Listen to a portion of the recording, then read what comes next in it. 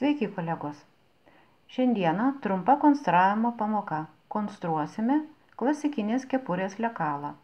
Siūsime kepurę iš tampraus trikotažo. Tas, kuris maloniai tempiasi ir ją bus malonu dėvėti. Taigi pradedam. Pradedame daryti lekalą. Pirmiausiai nusibraižome statų kampą.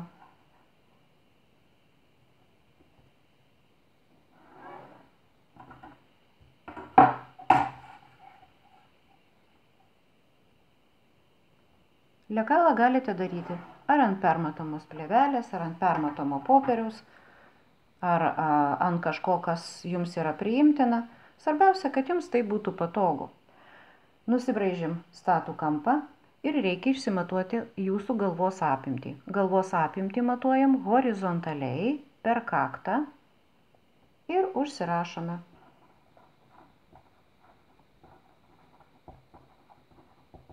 Galvos apimtis aš imu kaip pavyzdį, tarkim, 49 cm. Dabar iš šito gauto skaičiaus reikia atimti 7 cm. Jeigu jūsų trikotažas mažiau tamprus, mažiau tamposi, jūs galite atimti taip 5-6 cm. Kadangi mano trikotažas pakankamai maloniai tamposi, gana lengvai tamposi, aš atimu 7 cm. Gaunam 42 cm.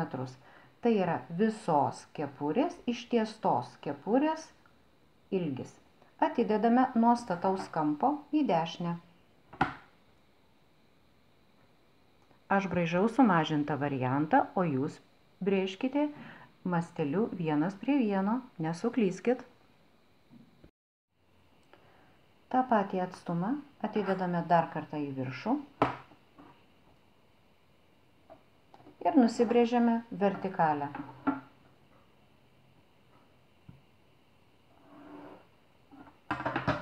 Nusibrėžiam vertikalę. Nuo stataus kampo į viršų atidedame jūsų norimą kepurės aukštį. Imsiu kaip standartinį kepurės aukštį 30 cm. Atidėkime kepurės aukštį.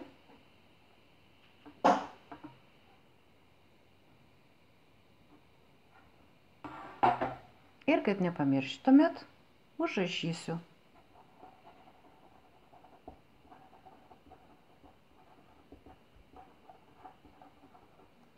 Be abejo, jūs galite atidėti kokį tik tai norite aukštį, žiūrint kokio aukščio jūs norėsite kepurės, ar su nusvirusiu galu kaip nykštuko, ar su stovinčiu smailu galu, ar standartinės tokios palei pat galvą kepurytės.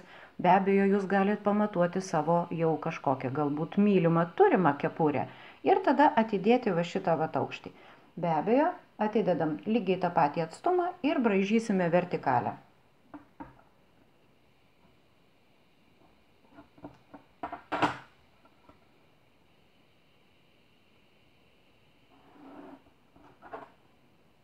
Taip, nusibrėžiam vertikalę. Dabar reikia priminti, kad va šita apatinė linija tai bus kepurės apačios lenkimo linija.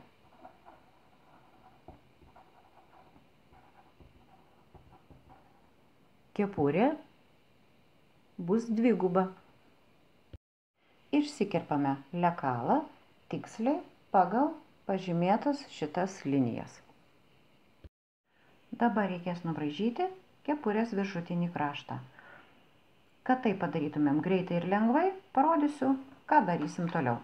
Lenkiam turimą lekalą per pusę. Kraštai turi sutapti idealiai. Kampai taip pat sutampa idealiai. Ir dar kartą per pusę. Svarbiausia, turi sutapti gražiai kraštai.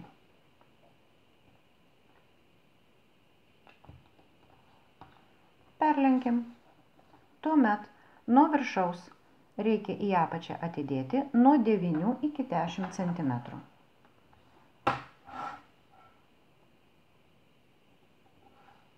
Atidedam. Ir braižom liniją.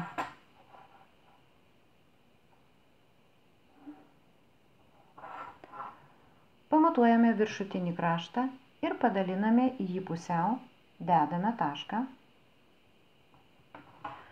Dabar braižysime kepurės viršutinį kampą. Jums reikės nubrėžti lenktą liniją, tokią, kuri sklandžiai pereitų į va štai šituos lenkimo kraštus, į šitas lenkimo linijas. Ir vienoje, ir kitoje pusėje linijos turi būti identiškos.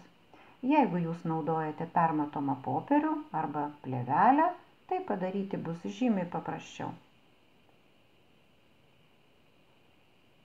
Na štai, pataisau šiek tiek ir linijos yra panašios.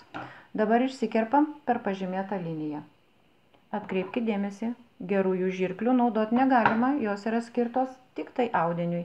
Kirpsiu su paprastom. Kerpam per pažymėtas linijas.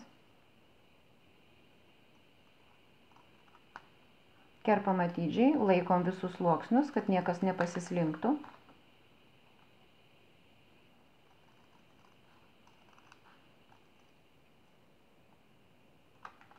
Štai taip. Ir dabar tadam!